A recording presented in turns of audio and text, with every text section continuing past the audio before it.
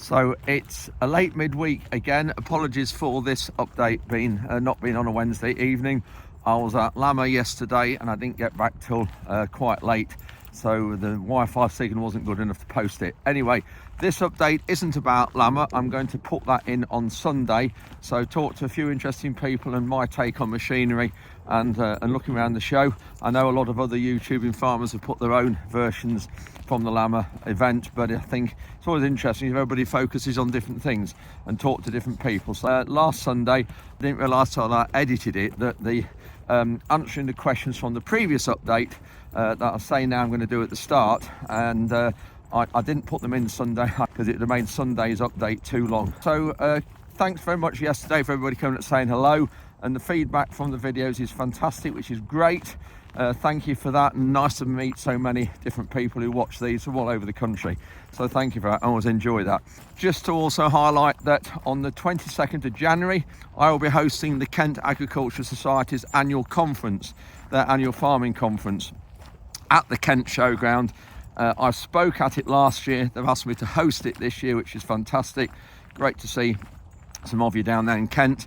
The title this year is about regenerative farming and is it divided sector. So we've got Silas Headley Lawrence, who is a experienced regenerative farmer from obviously UK, but he's also got experience in New Zealand, of saying yes, that is the way forward. And then on the other corner we have Peter Kendall, Cambridgeshire or Bedfordshire farmer, past NFU president, saying we need to have a more science-led approach. We need to look at food production in this country, and in my view, I've done a lot of trials here, and whenever we start to look at reducing the amount of cultivations we have and start to look at scratching the soil surface, it impacts massively on our bottom line and our yields. And so I think having a science-led approach is much better. So we look at that, so please do come along to that. It's the 22nd of January, and we are looking at the Kent Showground, and it starts at 5 p.m, finishes at 8 p.m. with drinks and refreshments or a light supper. So please do come along. Lots of chance to have a debate, lots of discussion. We want lots of audience participation in here, not the three of us on stage doing the talking. Please come up with lots of questions if you're going to come. It's free to attend. The link to sign up is below this video description, and we'll turn the topic of conversation around to current issues with farming and the government and the budget, no doubt. So please do come along. January the 22nd, 5 p.m, free to attend, and the link to register for that will be in the video description here below. So that's enough of me waffling on at the start. Let's crack into the questions from the update, or rather 2 videos ago, and let's get into that. Just before we get into the update, one more thing. Tomorrow, 17th of January, Friday, we are having another day, another event in our sort of quest against the government and regarding the budget proposals. Tomorrow is what we're calling a public awareness day, where we're getting 5 or 6 tractors to as many supermarkets as we can around the country, not to disrupt, not to hold up shoppers, far from it. It's the other way. It's to talk to shoppers, nice friendly chat, park near the supermarket doors. So those of you who are already lined up to go to this, thank you very much, tractors, if you've organised this. But we're slightly conscious, I think there might be a few supermarkets or a few towns that haven't got organised. So please, if you're nothing on tomorrow and you're a farmer or involved in farming and obviously got your tractors, just try and find out in your local area what's happening tonight. And we need supermarkets 10 till 4 o'clock tomorrow, 5 or 6 tractors outside every supermarket door, and no more than 2 hours or whatever the supermarket restrictions on. Make sure you purchase something from the farm. That will get you around a few other issues as well, such as red diesel and also the supermarket restrictions. So please, 10 till 4, 2 hours or whatever the supermarket parking restrictions are, then go to another one, and that's what we're after. So please don't go to Morrison's though if you've already got lined up to do Morrison's, because they've just come out in support the last couple of days, and we realise that they are lining up to do a few other things to help us, but they don't want any disruption. So please, regarding that, don't go to Morrison's if you've already got lined up to do it. Go to another supermarket. All peaceful, nice and friendly and chatty. And if you remember the public, you're walking past a load of tractors on the edge of your supermarket door, just stop and talk to the drivers and find out what's happening. And we'll just have a word with you about food and farming and the environment and countryside, and how difficult it is to have a decent profit putting food on plates. Anyway, that's enough from me. Finally, let's crack into answering the questions from the last update. And somebody said, is there a correlation between flooding and less maintenance? Absolutely.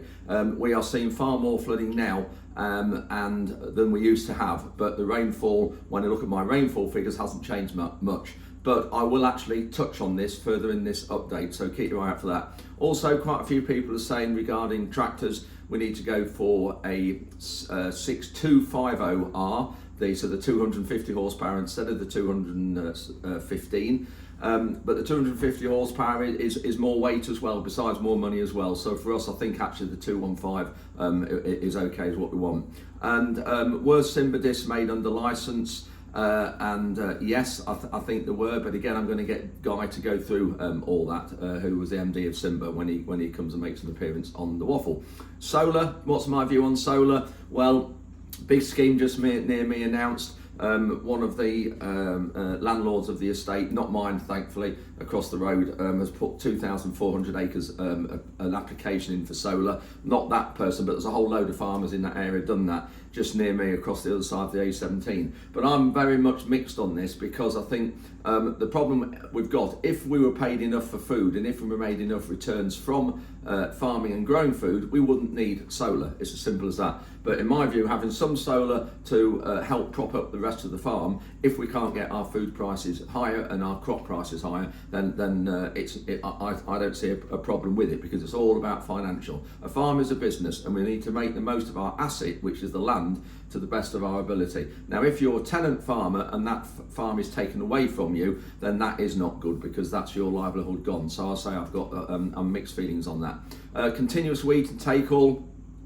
Take-all's a root-borne disease that you get if you grow wheat continually. You mainly get that in years 2 and 3. We haven't suffered with it too much when we get it, and once you get past years 2 and 3 on a continuous wheat, so you have wheat every year, you don't get that. But we get good yields from take-all, from continuous wheat, so we're okay. The NRA, I've said that we want the NRA back. That's the National Rivers Authority. Get rid of the Environment Agency. And a few people have said, well, surely it would be the old Environment Agency employees that would then go to work for the NRA, so we'd be no better off. Well, there is that to have. I hadn't thought of it in that respect, but I suppose if the NRA come up with different regulations, then the employees, the people who could swap over, would have to follow the NRA regs rather than the EA. Also, global warming not to blame for the floods. And the successive governments have really done nothing, and I think this is where we need to look at this a lot of times, that the Conservatives in the past, that a lot of the issues we've got now, and the reason why we've got such a big Labour majority, is because of the Conservatives.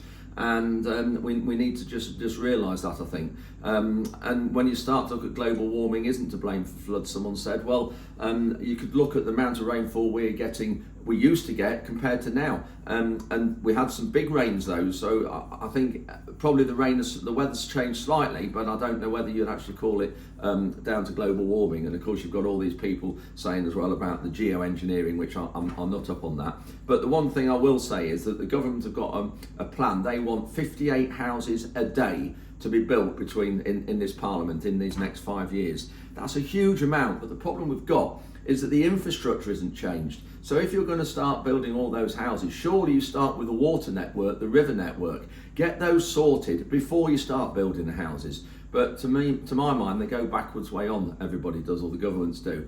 And you wouldn't plan a farm like they're doing. You get the infrastructure in place, and then you start to expand. And I think this is the biggest problem we've got, that they haven't made provisions for the extra water coming off house roofs, off concrete and tarmac, which you invariably get when you build a lot of houses.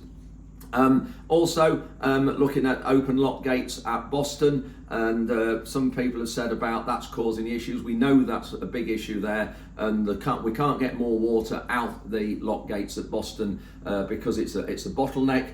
And there is plans to remove some of those and actually replace them, but there is a big bottleneck at the Grand Sluice, which is the first restriction going into Boston. The river is tidal up to there, so the reason why they are shut is so the tide coming up into the haven and through Boston doesn't go upstream, so that's why that's shut. But also there's the Boston Barrier, as it's called, which is a flood sea defence barrier. It was built only about 4 or 5 years ago. That's a massive bottleneck, and we do know that. The Environment Agency won't admit it, but when you've got a gap that's 53 metres wide and you restrict it down to 25, you obviously are causing a bottleneck. Simple as that.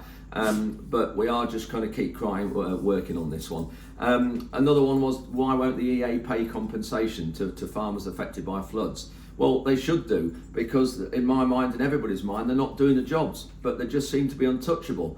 And I think it needs something legal doing to get this happening, because the only compensation available to farmers was a portion of the flood recovery fund, which was up to £25,000.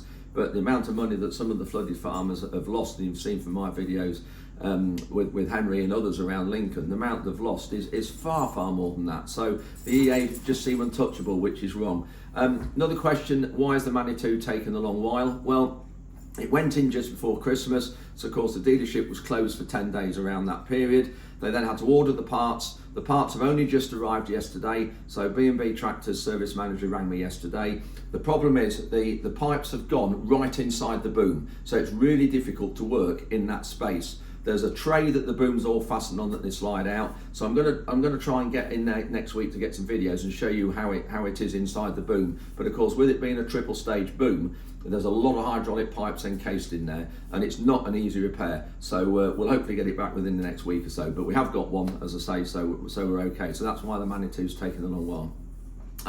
Water issues. Somebody said that the water issues we've got now is to do with the Labour government in the 90s, when they disbanded the National Rivers Authority and set up the Environment Agency. So it's down to Labour, which I hadn't realised the timing of that. But yeah, it could be. That's what could be the problem. That's when the Environment Agency started and the National Rivers Authority stopped. So in that sense, maybe we got wishful thinking to think Labour are going to reverse that. Also, we've got a Kent farming conference that I'm chairing. This is on the 23rd of January. So this is down at the Kent Agricultural Showground. So please do come along to that. I think it's 4:35 p.m. on the 23rd, and there's refreshments and food afterwards as well.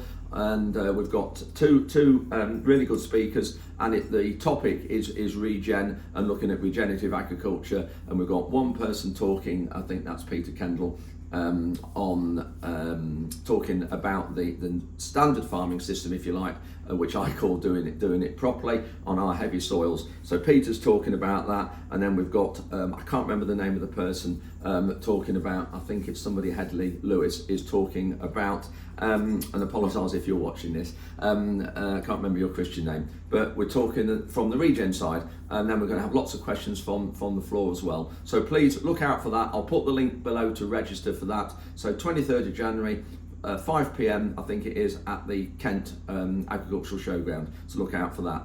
And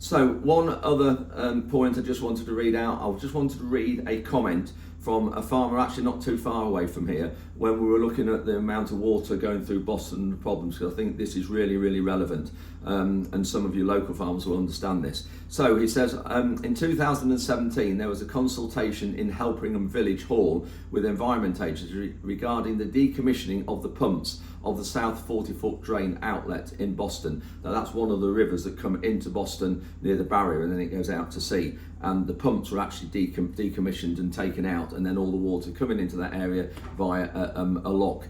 And this is where we think some of the problem's gone. Anyway, where most of the attendees told them it was essential to have the backup of these pumps and to keep them running. I have land on North Fen Helpingham that was flooded in October 23 and January 24, and again this last week, which has rarely flooded before, 2012 being the only other year.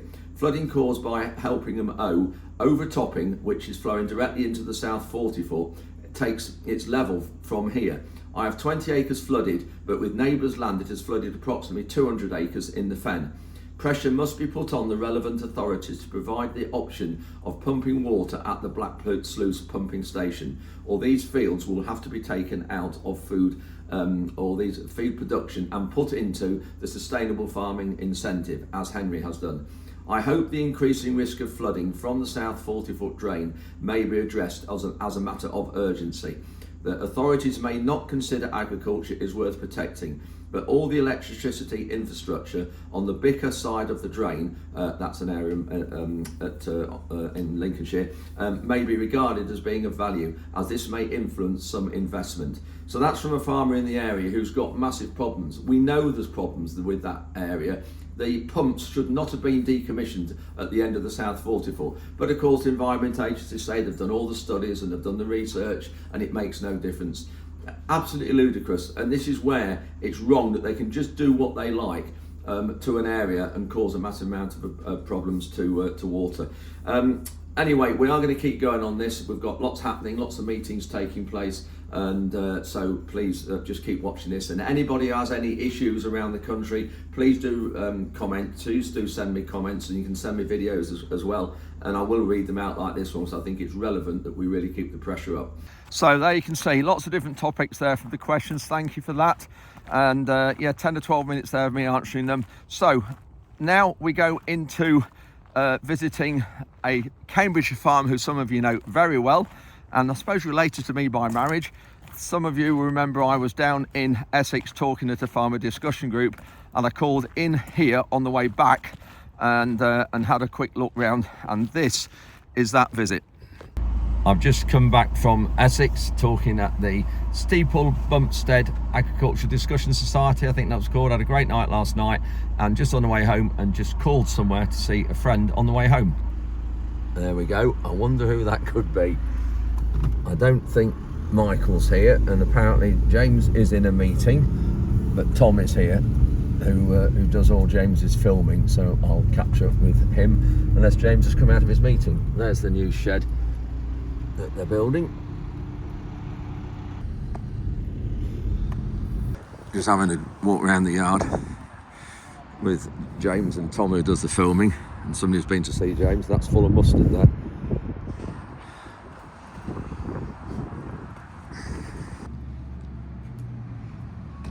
So this is the new one, apparently. This is into the workshop. She better shut the door, keep the heat in.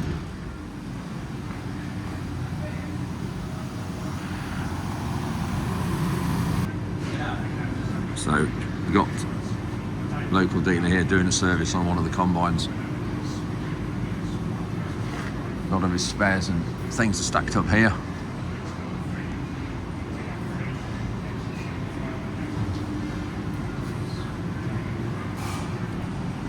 Got wearing parts for various machines. These are subsoiling feet, and look at that.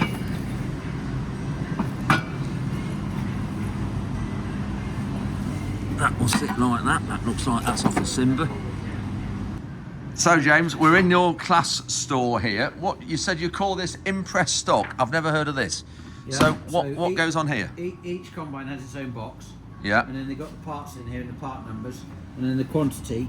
So effectively, what the arrangement I have with class is that they provide all of this stock, and then they come, and at the end of the season, after they filled it up at the beginning of the season, they then come at the end of the season, they go through a stock take of what I've used, and then they charge me for it.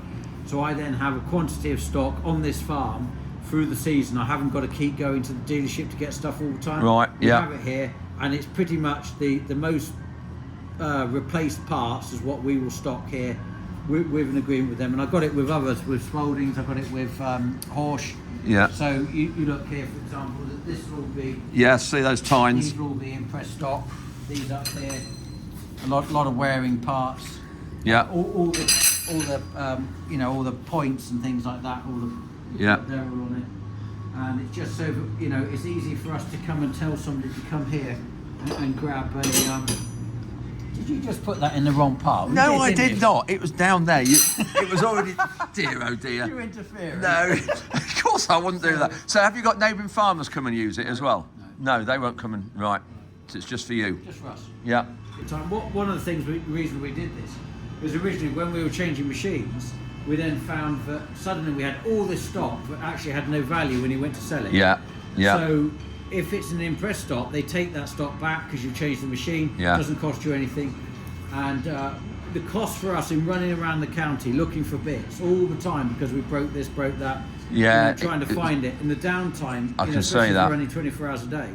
It's important for us to be able to have, like we've got rings and things here. Yeah. You see they're off the bearings. back of your coarse cultivator and your legs. Because the van has got welders and things in it, we Yeah. can weld them in situ. Yeah, yeah.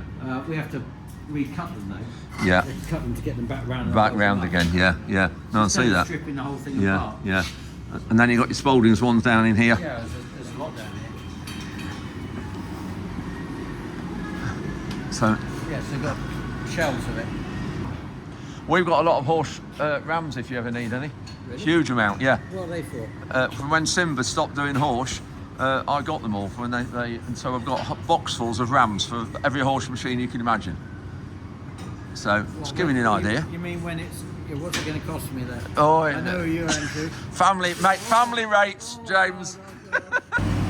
So apparently, this is James's old Range Rover, and his wife has been driving it lately, and we've got a bit of damage, Oh no, new brakes. a few scratches and scrapes. Up here. Just going around the stores.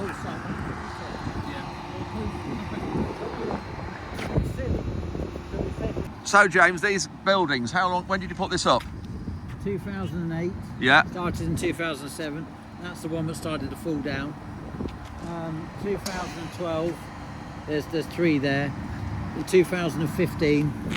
And then I got up in the yard. I got a 17, a 19, a 22. That one over there. That must be an 18. Yeah. I nearly done one every year. So how many tons of storage can you get here altogether? We could do over 100,000. Wow, brilliant. We've got about 88 at the moment because we're doing other things in buildings. Yeah. It looks So, like oilseed rape, quite a lot of but it's snails in mustard. Yeah, see that? So it's all been cleaned, and has it been dried as well, or just cleaned out the back? Oh no, dry. It's dried. We're still drying this time of year or Yeah, something. It's coming yeah. here. So do you then put this back through then? Because there seems quite a lot of Yeah. extra mustard in here. He'll run it back through again 2 or 3 times. I was going to But say what that, happens is the problem is that if the mustard is particularly small as this is, even if you were to save it, the milling machine in the factory, it would drop straight through. So this is small. This is small even for mustard. Yeah. So even for the factory, that would be too small for them to process. Just going into the dryer now, the plant where the cleaning's taken place. You can see that shaking it. So this is where it's all cleaned and colour sorted. That's on the sieves. There's a number of them. And that's the same one goes to the top, is it different? So that is the colour sorter. It's not running at the minute, but what that does, it picks out different grains and different colours. And they're not cheap, they're really expensive, and they do a small tonnage an hour, probably 5 or 7 tons an hour, but they do a cracking job when you're colour sorting and trying to get foreign particles of something else out of grain when it's contaminated. James is just showing us here, there's about 10,000 tonnes of milling wheat here. Look how high it's stacked up. That's what? I've built the cages on the side Yeah. and I've put it on this frame. On the frame and So I lift. carry my hoover around on the forklift. Yeah. And I was so fed up and couldn't find the pipe. I built the cages so the pipe stays with it. Stays with it. Look at that. Fantastic, but this saves a lot of hassle. Yeah, you can see that. How tall's this heap, James? That is we're 8 metres on the outside and we're 14 and a half in the peak. Crikey. Just looking in this shed of James, you heard him talk about how high it is. I love this design here. because all this here will be full of grain from that elevator up there. The grain will pile down here when this shed's full. These panels here, you can see they overlap slightly up there, so all that will be full of grain, and there'll be the lowest panel is this one, so the grain will come under the floor here, and it will be right out to where we are here, and then that roller door there will be shut, and so the grain will be right out to where we are here.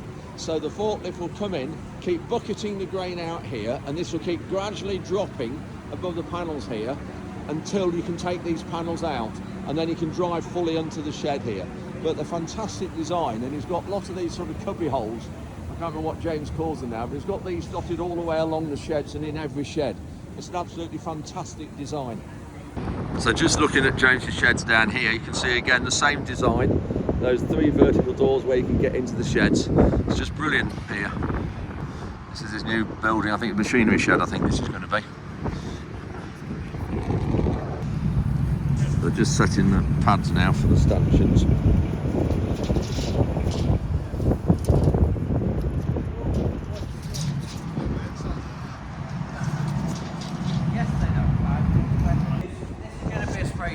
Yeah. Now, the difficult thing about the spray shed is, to you and me, building a spray shed is pretty straightforward. Build a shed, put a sprayer in it, etc. So I wanted to actually find out all the legalities about a spray shed and about how you store the chemicals, how you know, we've all grown up doing this with ACCS and everything, so we know the basics. There's very little guidance, if any, and there are so many different authorities. So you've got the fire brigade, you've got the EA. We've looked at basis registration in here. We've obviously got the planning, and trying to find out what we can and can't do. There seems to be a lot of grey areas. We even went to HSE, that fell on deaf ears, unfortunately. And we're going to put a centre drain in here, which with 1 inch full. I want it from left to right, yeah. Yes, so you've got 12 metres across, so you're going to have a 1 inch full over 6 metres. And we're going to have the shelving all down this side. We're going to put a bio filter in here, stacked up, and then we're going to connect the end of the drain to this point, so the slit drain will run to it. It will then pump it into the biofilter. Yeah. And then we're going to have another pipe coming off the biofilter to there, which is where a sink will go. Then we're going to put a drip line pipe straight out to the mound of soil on the far side of the yard. Yes. And that's where then we're going to have 100 metres of drip line, so this then can pump when that fills up, and empty itself in a strip line out there. Yeah. So any spills that happen, I mean, we don't get the spills like we used to on sprayers years ago, because of course the horse sprayer turns itself off. Yeah. Years ago, there was always a mishap, wasn't there? It foamed out the top, and we don't get the quite foaming chemicals as we once did. But we're going to do that. Then we're going to put a baling machine in here. So all of the plastics, all of the cardboard, waste, we will put into this baling machine, which will then bale it into bales. Yeah. And we then will send away we'll deliver the plastic or the cardboard to recycling places to get paid for it per tonne. Mm.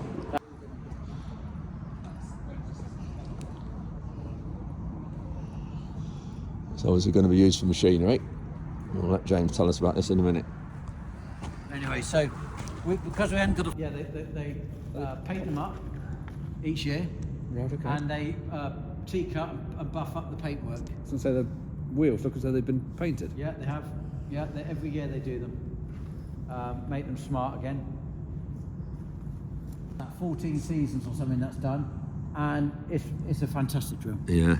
And we've obviously done up all the pins and bushes and things on it, and that's no different from what it would have been at 2 years old. No. Now that's good investment. If you can buy something like, well, you're the same because you've got your Simba kit is old. You buy the right thing that's strong, and look after it. and you look after it. That isn't on our agenda to change. No.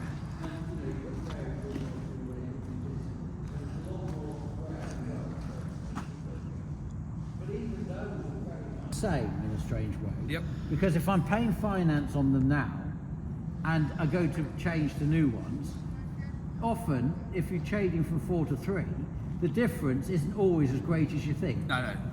So from the original finance. So your sprayers, James, just explain again. You say that's 36 metre and you're looking at 48 potentially. Yeah, so I've got 4 sprayers, I've got 2 self-pels and 2 trowels. Yeah. The trowels are fantastic. I really like them, but they have limitations where these don't have as much limitation. And Yeah. Yes. and there's a lot of time wasted in people not knowing how to do anything. Yeah.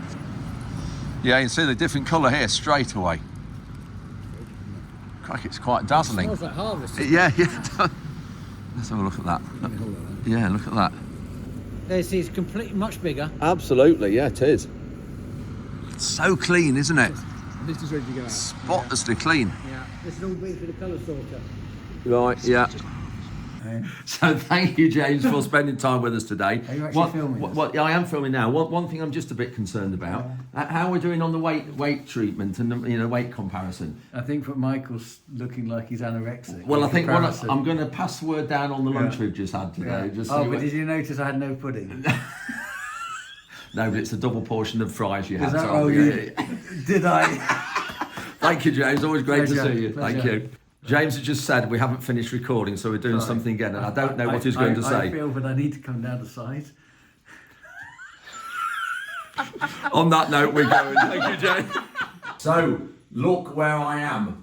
This is not the office at Leadham. This is somebody's office. Hey, thank you very much, James, for showing us around today and spending time with us. We've had a great day, and Nicholas as well, phone ring, and Nicholas as well having a chat with us about banking things. Great morning, been for a lovely lunch. Thank you, everybody. Thanks for the time today, and thanks very much for watching, and we'll see you next time.